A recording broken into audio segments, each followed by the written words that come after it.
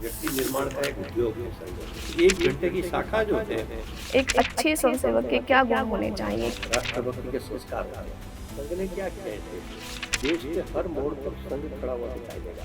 इसमें संघ का स्वयंसेवक सबसे पहले खड़ा हुआ आपको दिखाई देगा। राष्ट्रीय स्वयंसेवक संघ की स्थापना हुई, वो किस उद्देश्य को लेकर हुई? भारत का परम वैभव और उसके माध्यम से विश्व कल्याण का रास्ता मार्गदर्शन करता है। भारत समर्थ शक्तिशाली विकसित भारत बनने ने किया, तो भारत को अमेरिका नहीं बना। समाज परिवर्तन का ये जो व्यापक कार्य है, एक जन आंदोलन का आंदोलन का तात्पर्य नहीं कि रास्ते पर रैली निकालना, धरना देना, वही नहीं, एक वैचारिक आंदोलन करना।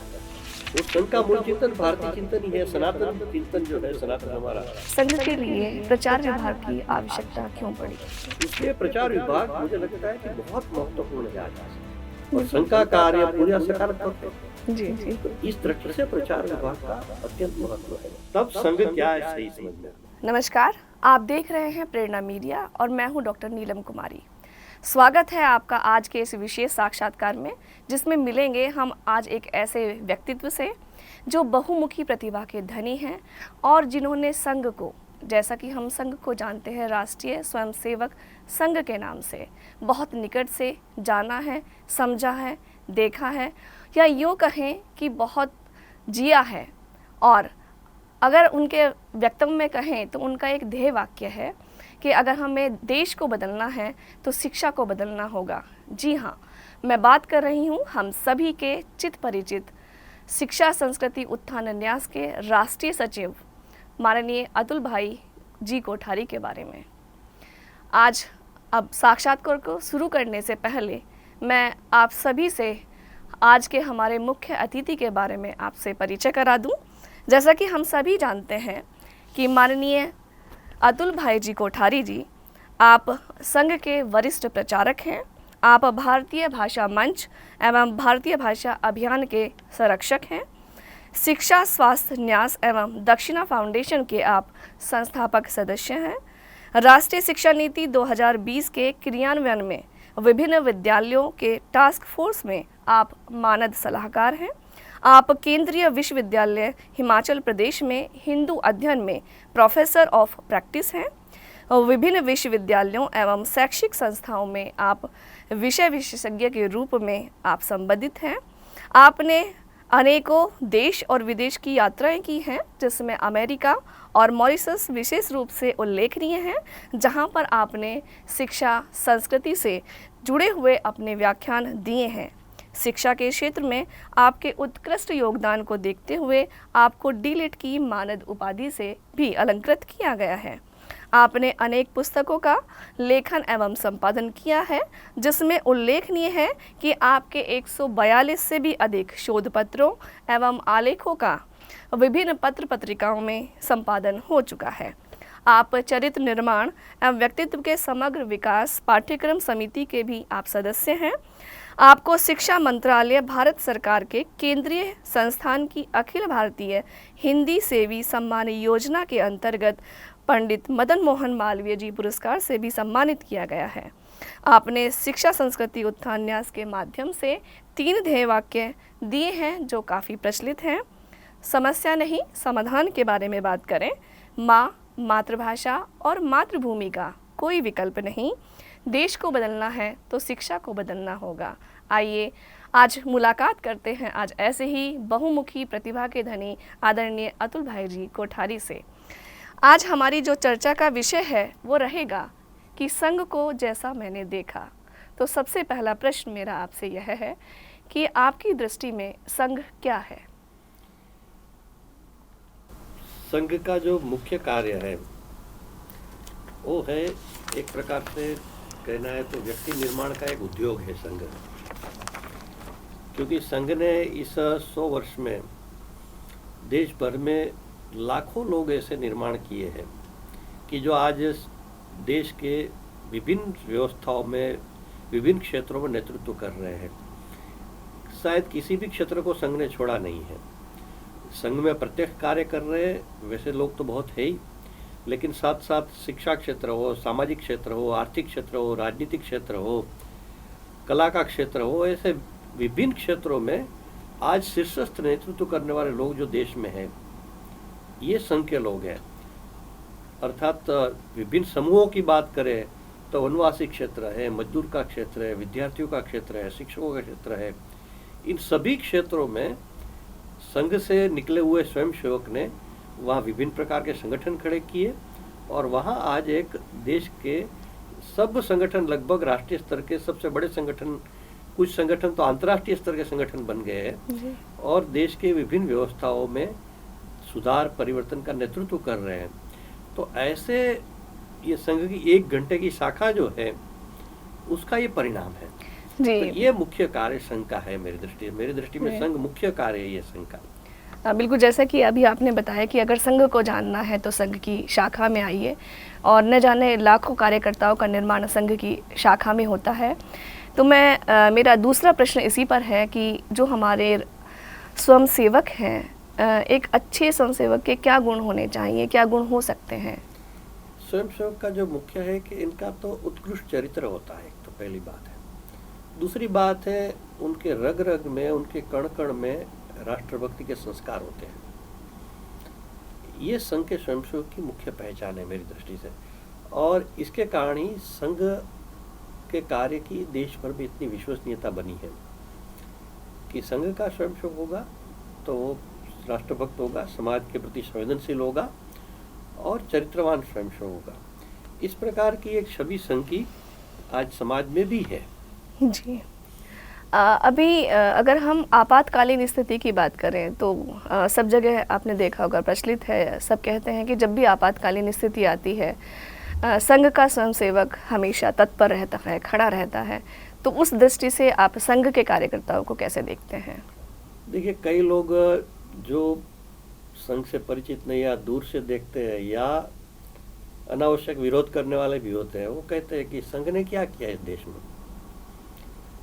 तो मैं कहूँगा कि इस 100 साल की यात्रा में देश के हर मोड़ पर संघ खड़ा हुआ दिखाई देगा आपको। चाहे बाढ़ आई, चाहे आपदाएं आई, चाहे विदेशी आक्रमण हुआ, चाहे भूकंप हुआ, चाहे कोई एक्सीडेंट हो गए, इस प्रकार की विभिन्न समस्याओं के समय संघ के स्वयंसेवक हमेशा सबसे पहले वहाँ खड़ा रहा है। कोरोना में देखा देश ने कि लोग भयभीत थे, क्या करे क्या न करे। ऐसे समय में भी अपनी जान का जोखिम उठाते हुए संघ के लाखों स्वयंसेवकों ने देश भर में लोगों की सेवा की, कोरोना से पीड़ित लोगों की सेवा की और अनेक प्रकार के सेवा के कार्य किए और समाज में एक आत्मविश्वास जागृत किया कि इस परिस्थिति में भी हम खड़े हो सकते हैं और आगे बढ़कर कार्य कर सकते हैं जी। तो इस प्रकार ये संघ देश की कोई भी परिस्थिति आती है, विपत्ति देश पर आई, समाज पर आई, उसमें संघ का स्वयंसेवक सबसे पहले खड़ा हुआ आपको दिखाई देगा जी जी। जैसा कि हमने देखा कि विपरीत परिस्थितियों में, आपातकाल में, प्रत्येक स्थिति में जहाँ भी है संघ का स्वयंसेवक खड़ा दिखाई देता है। तो जब राष्ट्रीय स्वयंसेवक संघ की स्थापना हुई, वो किस उद्देश्य को लेकर हुई, उस पर थोड़ा प्रकाश डालिए। राष्ट्रीय स्वयंसेवक संघ का जो मूल उद्देश्य है कि भारत का परम वैभव और उसके माध्यम से विश्व कल्याण का रास्ता मार्ग प्रशस्त करना। भारत का परम वैभव और उसके माध्यम से विश्व कल्याण का रास्ता मार्ग प्रशस्त करना। तो इसलिए ऐसे व्यक्तियों का निर्माण करना कि जो इस राष्ट्र को परम वैभव पर ले जाए और इसके माध्यम से हम विश्व कल्याण की जो हमारी संकल्पना है, वसुधैव कुटुंबकम जो हम कहते हैं, ये हमने कोरोना में भी देख लिया कि हम लोगों ने, देश ने, अभी तो हमारा देश आगे तो बहुत कुछ करना है हम लोगों को, लेकिन कोरोना में भी जब हमारे पास अमेरिका ने कुछ मेडिसिन मांग की तो अमेरिका को कौन ना कह सकता है।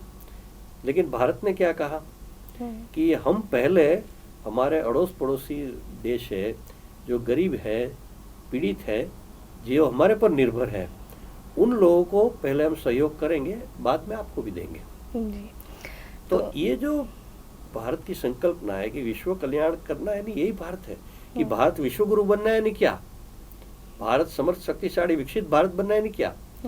तो भारत को अमेरिका नहीं बनाना है, लेकिन दुखी, पीड़ित, गरीब देश है, जनता है, लोग है, उनकी सेवा करना, उनको आगे बढ़ाना, उनको सहयोग करना और विश्व कल्याण के मार्ग से विश्व में शांति को पुनर्स्थापित करना, जी जी ये संघ का उद्देश्य है। जी। लेकिन इस उद्देश्य की प्राप्ति के लिए पहले अपने देश को खड़ा करना पड़ेगा। तो इस दृष्टि से पहले हमारा देश खड़ा हो, हमारे देश के लोग खड़े हो, वही तो अग्रसर होंगे दुनिया में ये सारा करने के लिए। जी जी और इस दिशा में हम कदम आगे बढ़ा रहे हैं आज। जी, बहुत अच्छा। जैसे कि हम देखें कि लोक कल्याण और वसुधैव कुटुंबकम की भावना को लेकर और सर्वे भवन्तु सुखिनः की इस पावन भावना को लेकर और भारत माँ को परम वैभव पर ले जाने के लिए राष्ट्रीय स्वयंसेवक संघ की स्थापना हुई, एक बहुत ही पावन उद्देश्य है। लेकिन हम जैसा देख पा रहे हैं कि संघ के बहुत सारे अनुषंगिक संगठन इसी पावन उद्देश्य को लेकर कार्य कर रहे हैं, तो उनके बारे में आपकी क्या राय है? ऐसा है कि समाज परिवर्तन का ये जो व्यापक कार्य है, इसमें प्रमुख रूप से 3 बातें आवश्यक है। पहली बात है व्यक्ति निर्माण, जो संघ आधारभूत कार्य कर रहा है। दूसरी बात है एक जन आंदोलन खड़ा करना। आंदोलन का तात्पर्य नहीं कि रास्ते पर रैली निकालना, धरना देना, वही नहीं है। एक वैचारिक आंदोलन खड़ा करना और व्यवस्था परिवर्तन करना। तो संघ के विभिन्न अनुषंगिक संगठन है जो वो पूर्ण रूप से स्वायत्त स्वतंत्र है। ये बहुत बड़ी बात है संघ की, कि संघ से निकले हुए स्वयंसेवक ये सारा कार्य कर रहे हैं, लेकिन वो पूर्ण स्वायत्त स्वतंत्र है। संघ आदेश देता है वैसे करता है, ऐसा नहीं है। आप मूल संस्कार जो है उनमें है कि भाई राष्ट्रभक्ति के संस्कार है, समाज की लिए संवेदना है और भारत को परम वैभव पर ले जाना है। ये मूल संस्कार संघ ने दिए हैं। इसके आधार पर फिर विविध क्षेत्रों में, जिन जिन क्षेत्रों में वो स्वयंसेवक काम कर रहे हैं, उन क्षेत्र में भारतीयता का जो आधारभूत चिंतन है, उस चिंतन को आधार बनाकर आज की आधुनिक आवश्यकता को समन्वय करते हुए एक नई व्यवस्था देना, ये कार्य विभिन्न क्षेत्र में संघ के स्वयंसेवक कर रहे हैं। और जैसे मैं कहूँ कि मैं शिक्षा क्षेत्र में कार्य कर रहा हूँ, तो हम लोग शिक्षा संस्कृति उत्थान न्यास में यही कार्य कर रहे हैं कि अभी भारतीय ज्ञान परंपरा हमारी है, उसको आधार बनाकर देश की शिक्षा में एक आधारभूत बदलाव, आधुनिक आवश्यकता का समन्वय करते हुए इस दिशा में हम लोग कार्य कर रहे हैं। तो इस प्रकार विभिन्न क्षेत्रों में ये स्वयंसेवक इसी प्रकार कार्य कर रहे हैं। जी, जैसे कि अभी आपने बताया कि जो संघ की जो मूल चिंतन है उसको लेकर और जो अभी आधुनिकता है उसका समावेश करते हुए ऐसी व्यवस्था बनाना ताकि हम भारत को पुनः विश्व गुरु बना सकें। ठीक कहा, लेकिन उसमें थोड़ा जो संघ का मूल चिंतन है वो कोई अलग नहीं है। वो संघ का मूल चिंतन भारतीय चिंतन ही है। सनातन चिंतन जो है, सनातन हमारा, उसी भारतीय चिंतन को संघ ने अपना आधार बनाया है। कई बार लोग संघ का चिंतन कुछ अलग है ऐसा मान लेते हैं, ऐसा नहीं है। संघ का चिंतन क्या है? इस देश का चिंतन है। इस देश का चिंतन क्या है कि देश को परम वैभव पर ले जाकर विश्व कल्याण का मार्ग, यही संघ का चिंतन है, यही भारतीय चिंतन है। जी, अभी एक प्रश्न यहीं से उठता है कि जिस प्रकार से विभिन्न वैचारिक संगठन काम कर रहे हैं, तो संघ के लिए प्रचार विभाग की आवश्यकता क्यों पड़ी? ऐसा है कि विभिन्न क्षेत्रों में जो काम चल रहा है वो अपना स्वतंत्र काम है। मैंने जैसे कहा, संघ का जो मूल काम है वो एक अलग काम है। संघ के बारे में बहुत भ्रम, देश में बहुत भ्रम फैलाया गया है कहना तो इस दृष्टि से लोग क्या है कि हर स्वयंसेवक या समाज का हर व्यक्ति स्वयंसेवक नहीं बनेगा, हर व्यक्ति शाखा पर नहीं आ सकता है। लेकिन इसके लिए उनके मन में जो गलत धारणाएं फैली है, वो सही धारणा संघ की समाज में जाने की आवश्यकता है। और आज की दुनिया में बिना प्रचार काम नहीं चलेगा। तो इस दृष्टि से संघ का, मेरी दृष्टि से अभी जो सारे संघ के प्रत्यक्ष कार्य में, राष्ट्रीय स्वयंसेवक संघ के प्रत्यक्ष कार्य के भी कई आयाम हैं, उसमें प्रचार विभाग मुझे लगता है कि बहुत महत्वपूर्ण है आज के समाज में। तो और सिर्फ भारत नहीं, दुनिया में भी संघ की छवि इसलिए जा रही है। जैसे अभी यूक्रेन रशिया के युद्ध में भी स्वयंसेवकों ने बड़ी भूमिका वहां भी निभाई, सेवा कार्य किए थे। तो ये जो मीडिया के बिना दुनिया में बात नहीं पहुंच सकती थी। तो इस प्रकार मीडिया की, प्रचार की आज बड़ी भूमिका है। तो इस दृष्टि से और दूसरी बात है कि संघ का काम संपूर्ण रूप से सकारात्मक काम है, जी। पॉजिटिव थॉट है सारा। आज क्या है कि कई बार मीडिया में भी कई कारण इनके हो सकते हैं, लेकिन बहुत नेगेटिविटी दिखाई देती है। हम्म, तो नेगेटिविटी से देश और दुनिया, लोगों में क्या समाचार जाता है कई बार कि बहुत गलत ही हो रहा है, कुछ अच्छा हो ही नहीं रहा है। ऐसा नहीं है, अच्छा भी बहुत हो रहा है। हम्म, तो नेगेटिविटी जो है मीडिया में या प्रचार माध्यमों में, इसको कम करने का भी यही तरीका है कि पॉजिटिविटी, सकारात्मकता को बढ़ाओ। और संघ का कार्य पूरा सकारात्मक है। जी जी तो इस दृष्टि से प्रचार विभाग का अत्यंत महत्व है। जी, बहुत बढ़िया। आपने अभी कहा कि जो मीडिया है, मीडिया में जो नकारात्मकता आई है उसको कम करने के लिए और देश में एक पॉजिटिव या यूँ कहें कि सकारात्मक जो सोच है और वातावरण जो है वो बनाने के लिए भी प्रचार विभाग की आवश्यकता हुई। तो संघ की एक कार्य पद्धति होती है जिसके थ्रू वो कार्य करता है। तो आपकी इसके बारे में क्या राय है कि जो संघ की कार्य पद्धति है? मैं एक पहले प्रश्न के संदर्भ में जोड़ना चाहूँगा कि मीडिया नेगेटिव है ऐसा मेरा कहना नहीं है, लेकिन जैसे उदाहरण करके, विशेष करके मैं इसको बल देना चाहूँगा कि सोशल मीडिया, तो सोशल मीडिया में उस पर कोई नियम कानून नहीं है आज, तो उस पर नेगेटिविटी करने वाले लोग बहुत हावी होने का प्रयास कर रहे हैं। तो ऐसे समय में पॉजिटिविटी बढ़ाना ही बहुत जरूरी है। तो इस संदर्भ में ये मेरा कहने का तात्पर्य था। जी। आपने जो अभी प्रश्न किया कि संघ की कार्य पद्धति क्या है, संघ की कार्य पद्धति के जो, वैसे तो व्यक्ति निर्माण ये संघ की कार्य पद्धति का एक भाग है, लेकिन व्यक्ति किस प्रकार का तैयार हो, इसके लिए जो संघ की कार्य पद्धति है, जो भारत की भी यही पद्धति रही है हमारी प्राचीन काल से। पहली बात है सामूहिकता, कि कोई भी व्यक्ति बड़ा नहीं है, सब मिलकर आगे बढ़े, और जितनी सामूहिकता अधिक होगी इतनी सुंदरता कार्य में आती है। दूसरी बात है पारस्परिकता, एक दूसरे के सहयोग करते हुए आगे बढ़ना, ये दूसरी बात है। तीसरी बात है अनामिकता। तो मैंने जैसे प्रचार की बात अभी, और इससे से जुड़ा हुआ विषय है कि प्रचार यानी किसी व्यक्ति के प्रचार की बात नहीं है, विचार के प्रचार की बात है, सकारात्मक थॉट के प्रचार की बात है जी। तो स्वयं का प्रचार करना, ये संघ के इतने समर्पित प्रचारक, स्वयंसेवक, कई लाखों लोग काम करते करते चले गए, देश जानता ही नहीं है इनको। क्यों? उन्होंने नींव समान रहकर काम किया, उन्होंने कभी अपने प्रचार के बारे में चिंता नहीं की, कभी अपनी बात करने का प्रयास नहीं किया। तो यही अनामिकता है। और पारदर्शिता, ट्रांसपेरेंसी है। लोग इसलिए हम कहते हैं ना कि भाई, कोई कहते हैं कि संघ को समझना है तो हम कहीं आइए शाखा पर, तो वहां आने में कोई किसी पर प्रतिबंध नहीं है, कोई भी व्यक्ति समाज का आ सकता है। तो ये संघ के कार्य में पूरी पारदर्शिता है, ट्रांसपेरेंसी है पूरी, और अनौपचारिकता है। सिर्फ फॉर्मल सिस्टम से काम नहीं चलता है, संघ के काम की एक बड़ी ताकत है अनौपचारिकता। ये तो इस प्रकार की ये कार्य पद्धति के प्रमुख बात है संघ की है। जी जी, बहुत अच्छा आपने बताया कि औपचारिकता, सामूहिकता, पारदर्शिता, सॉरी अनौपचारिकता, सामूहिकता, पारदर्शिता और सहयोग, अनामिका, और ये सभी अनामिकता, ये सारी चीजें मिलकर व्यक्ति के निर्माण में सहयोग करती हैं। इस प्रकार का जीवन में जो संघ की कार्य पद्धति है वो व्यक्तियों की कार्य शैली बननी चाहिए। संघ कोई स्वतंत्र, तो कोई बैनर से कार्य पद्धति नहीं होती है। संघ के स्वयंसेवकों में कार्य पद्धति आनी चाहिए।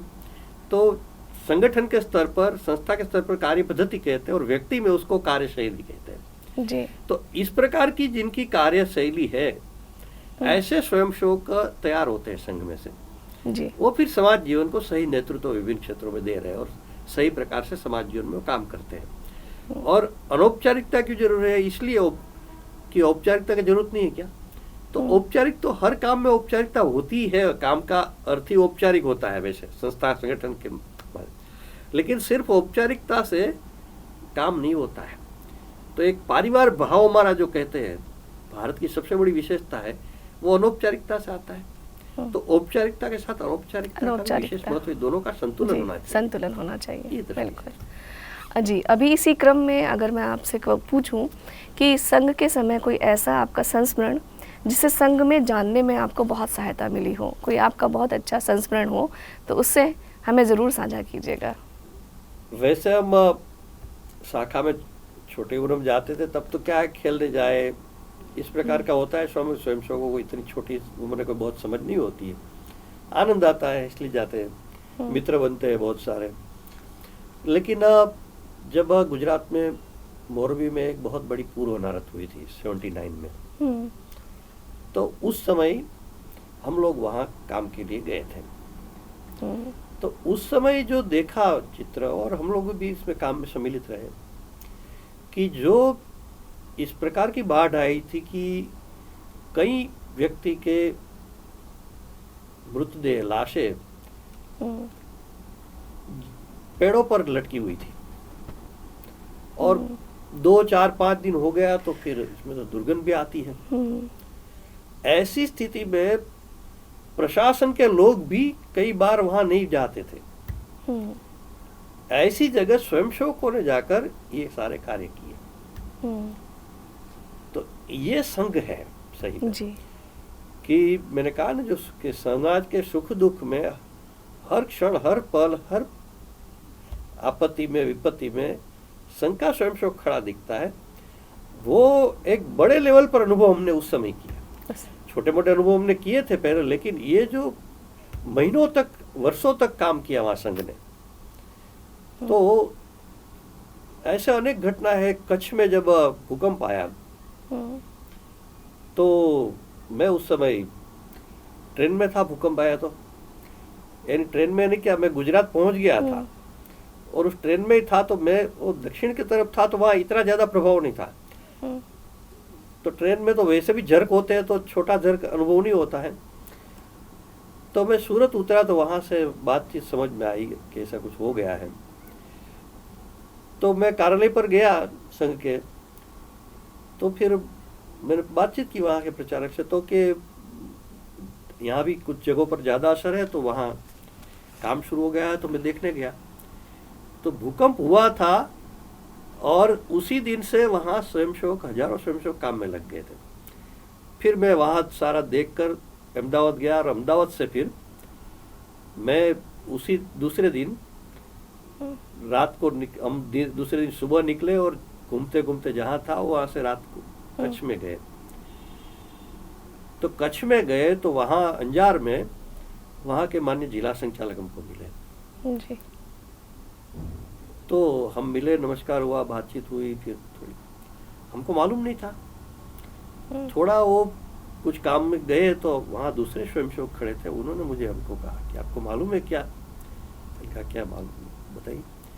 तो कि माननीय जिला संचालक जी के दोनों बेटियां, वो पति पत्नी ध्वजवंदन के लिए जा रहे थे स्कूटर से, और भूकंप एकदम आया, स्कूटर गिर गया, तो वो भी गिर गए। लेकिन भूकंप 5-7 मिनट में पूरा हो गया। तो तुरंत दोनों घर की ओर वापस गए। वहां जब देखा तो घर पूरा ध्वस्त हो गया था, और पूरी दोनों बेटियां उनकी उसमें दब गई थी और मृत्यु हो गई थी।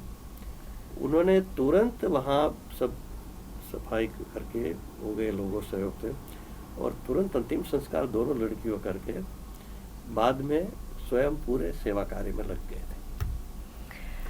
बहुत ही वास्तव में मोरवी और कच्छ की बहुत ही हृदय विदारक घटना। ऐसी तो हजारों घटनाएं देश में होती है, लेकिन ये जब तब संघ क्या है सही समझ में आता है। जब संघ के कार्यकर्ता पूरी जीवटता के साथ अपने सब दुख, सुख दुख बुलाकर दूसरों के सुख दुख के लिए काम करते हैं, तब हमें लगता है कि वास्तव में संघ क्या है। जब हम पास से आप उसको देखते हैं, तब हमें पता चलता है कि संघ क्या है। बहुत सारी बातें संघ को लेकर की जाती हैं, लेकिन वास्तव में अगर देखना है संघ को, तो विपदा में देखिए। वास्तव में संघ को देखना है तो विपरीत परिस्थिति में देखिए। और आपने न केवल उसको देखा है, बल्कि उसको जिया है। तो अभी जो आपकी ये यात्रा है, अभी हम जिस पड़ाव पर हैं, शिक्षा संस्कृति उत्थान न्यास, जो कि शिक्षा के क्षेत्र में काम कर रहा है। तो मेरा आपसे अभी जो नेक्स्ट प्रश्न है वो वही है कि शिक्षा संस्कृति उत्थान न्यास की जो ये अभियान चला वो किस उद्देश्य को लेकर और इसकी स्थापना कब हुई, इस पर थोड़ा प्रकाश डालिए। वैसे शिक्षा संस्कृति उत्थान न्यास शुरू में तो शिक्षा बचाओ आंदोलन नाम से प्रारंभ हुआ था। 2 जुलाई 2004 को इसका प्रारंभ हुआ और ये किसी एक व्यक्ति ने नहीं किया है। देश भर के लगभग 90 शिक्षाविद देश दिल्ली में इकट्ठे हुए थे और उन सबों ने मिलकर शिक्षा बचाओ आंदोलन प्रारंभ किया। तो देश की शिक्षा में विकृतियाँ विसंगतियाँ, उस समय जो तत्कालीन सरकार ने पाठ्यक्रम में फिर से गलत बातें डालना प्रारंभ किया था, हमारे धर्म, हमारी संस्कृति, हमारे महापुरुष, हमारी परंपराएं, हमारी भाषाएं, सबको अपमानित करने वाली जो बातें थी वो फिर से पाठ्यक्रम में लाने का प्रयास किया गया। उस समय इसके संदर्भ में देश के शिक्षाविद इकट्ठे हुए और फिर शिक्षा बचाओ आंदोलन प्रारंभ किया। और शिक्षा बचाओ आंदोलन एक बहुत सफल आंदोलन देश का स्वतंत्र भारत का माना जाएगा, क्योंकि हम लोगों ने लगभग 12 न्यायालय में वाद दाखिल किए थे, कोर्ट केसेस किए थे और 12 केसेस का रिजल्ट शिक्षा बचाओ आंदोलन के पक्ष में आया। तत्कालीन सरकार हमारी बात सुनने के लिए तैयार नहीं थी, आंदोलन किए, प्रयास किए, अनेक बातें की। फिर हमने अंततः न्यायालय सहारा लिया और उसमें पूर्ण रूप से सफलता मिली। लेकिन उसके बाद हम सब ने जो चर्चा विचिंतन करके विचार किया कि सिर्फ विकृतियाँ विसंगतियाँ गलत बातें दूर करने से समग्र देश की शिक्षा में बदलाव नहीं आएगा। तो इसलिए साथ साथ सकारात्मक पॉजिटिव काम करने की भी जरूरत है। इसलिए फिर शिक्षा संस्कृति उत्थान न्यास का 24 मई 2007 को गठन किया गया और शिक्षा संस्कृति उत्थान न्यास का विकल्प देश की शिक्षा में एक नया विकल्प देना, ये मूल लक्ष्य है। ये विकल्प की बात इसलिए हमने की कि भाई गलत क्या क्या है, किसी भी क्षेत्र की बात हो वो कहना आसान है, लेकिन आपके पास क्या विकल्प है जी। तो न्यास उस पर काम कर रहा है कि जो गलत बातें आज शिक्षा में लग रही है उनका विकल्प हमने ढूंढना, उस पर काम करना। सिर्फ सिलेबस मात्र नहीं, लेकिन प्रत्यक्ष प्रैक्टिकल प्रयोग करना, अनुभव करना, सिद्ध करना और साथ साथ पाठ्यक्रम भी करना और वो बातें कुछ प्रतिमान मॉडल तैयार करना और वो बातें देशव्यापी धीरे धीरे आगे बढ़े। इस प्रकार का एक लक्ष्य शिक्षा संस्कृति उत्थान न्यास का है। और शिक्षा संस्कृति उत्थान न्यास अभी भी विशेष करके ये राष्ट्रीय शिक्षा नीति आई है तो उसके बाद ये राष्ट्रीय शिक्षा नीति के क्रियान्वयन पर पूरा ध्यान केंद्रित किया है, क्योंकि जो बहुत सालों से हम जो मांग कर रहे थे ऐसे अधिकतर बातें इस शिक्षा नीति में आ गई है जी। तो उसको जमीनी क्रियान्वयन करना, इम्प्लीमेंटेशन हो अच्छी तरह से, ये सबसे महत्वपूर्ण काम है। तो और इस सारा कार्य का आधार जो शिक्षा नीति का है उसमें भारतीय ज्ञान परंपरा, तो उस भारतीय ज्ञान परंपरा को केंद्रित करके हम लोग काम कर रहे हैं और भारतीय ज्ञान परंपरा के विभिन्न विषयों को लेकर आधुनिक आवश्यकता का समन्वय करते हुए एक देश में नई व्यवस्थाएं शिक्षा में आए, इस दिशा में हम लोग प्रयासरत हैं। जी, बहुत अच्छा प्रयास आपके द्वारा और आपके संगठन के द्वारा शिक्षा के उच्च क्षेत्र में किया जा रहा है। अभी आज प्रेरणा मीडिया के इस बैनर के तले आप हमारे दर्शकों को क्या संदेश देना चाहेंगे? मूल बात यह है कि कोई भी कार्य हम करें तो हमारी सकारात्मक सोच होनी चाहिए। जैसे हमने न्यास में हमारा एक ध्येय वाक्य समस्या नहीं समाधान की चर्चा करो, तो समस्या व्यापक है देश में, इतने बड़े देश में इतने सालों की समस्याएं हैं, तो उसके समाधान की दिशा में हम सब ने मिलकर कार्य करने की आवश्यकता है। और सारी जो व्यवस्थाएं है उसको अगर ठीक करना है तो उसका नींव समान कार्य है शिक्षा का कार्य। और कौन सा परिवार है कि जो शिक्षा से जुड़ा हुआ नहीं है? बिल्कुल। तो शिक्षा ये आधारभूत विषय होना चाहिए। हमारा देश जब विश्व गुरु था तब हमारी शिक्षा उस प्रकार की थी। तो हम चाहते हैं कि भारत के नागरिक संस्कारित हो, समाज मूल्यवान हो, देश समृद्ध, शक्ति संपन्न, विकसित, विश्वगुरु बने, लेकिन वैसी शिक्षा व्यवस्था तो है नहीं। तो जब तक शिक्षा व्यवस्था उस प्रकार की नहीं बनेगी तब तक इस प्रकार का नागरिक, समाज, राष्ट्र नहीं बन सकता है। इस दृष्टि से इस दिशा में सकारात्मक सोच से देश में हम सब ने मिलकर कार्य करने की आवश्यकता है। ठीक है, सब लोग शिक्षा में प्रत्यक्ष संगठन और संस्था लेकर काम कर संभव नहीं हो सकता, लेकिन अपने अपने स्तर पर जो हम कर सकते हैं शिक्षा के बदलाव के लिए, सुधार के लिए, इस दिशा में प्रत्येक समाज, प्रत्येक परिवार, प्रत्येक व्यक्ति का ये विषय बनना चाहिए। और शिक्षा देश की प्राथमिकता का विषय समाज का और शासन का दोनों का बनना चाहिए। तभी देश में जैसा हम देश बनाना चाहते हैं वो हम बना सकते हैं। जी, बहुत बहुत धन्यवाद भाई साहब। आपने आपके वक्तव्य के द्वारा संघ को आपने जैसे देखा उसके बारे में विस्तार से बताया। संघ की कार्य पद्धति, संघ के अनुसांगिक संगठनों के बारे में बताया और साथ ही साथ यह भी बताया कि किस प्रकार से हम व्यक्तित्व के और चरित्र का निर्माण संघ के द्वारा कर सकते हैं। साथ ही साथ संघ की विपरीत परिस्थितियों में और विपरीत काल में किस प्रकार की उनकी संघ की भूमिका रही है उसके बारे में भी आपने विस्तार से चर्चा की। और आपने बताया कि वास्तव में अगर हम भारत को परम वैभव पर ले जाना चाहते हैं, हमारे भारत को विश्व कल्याण की ओर उन्मुख करना चाहते हैं, तो हमें अपनी शिक्षा को बदलना होगा। और शिक्षा को बदलने के लिए न केवल शासन स्तर पर बल्कि हमारे जो अपने स्तर पर हम क्या प्रयास कर सकते हैं, अपने प्रयासों से ही इसको सार्थक करना होगा। आपने प्रेरणा मीडिया को अपना बहुमूल्य समय दिया, उसके लिए आपका बहुत बहुत धन्यवाद भाई साहब। बहुत बहुत धन्यवाद।